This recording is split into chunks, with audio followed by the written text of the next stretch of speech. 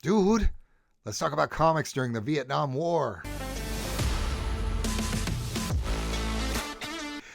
So I find this subject interesting. U.S. involvement increased in Vietnam from 1960 to 1962. We had a revival of Captain America, again, outside of the Cold War Captain America that we had before. However, that was the commie killer, commie smasher, whatever he was. This one's interesting because we have a different type of Captain America. He's starting to reflect a kind of reluctance to follow along with what the government's doing all the time.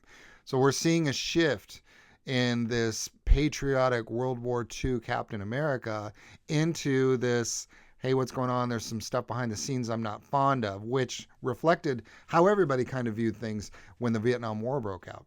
So what was also interesting in Marvel was they brought out a war comic that coincided with the Vietnam War. However, they decided not to make it with the Vietnam War. That would be a little too on the nose. It would be too much of a, obviously we're talking about this. So you want to be subtle in any kind of artistry. So they did. They had a World War II comic come out with Sergeant Nick Fury and the Howling Commandos. This was an interesting subject, and I think there's several titles we can talk about.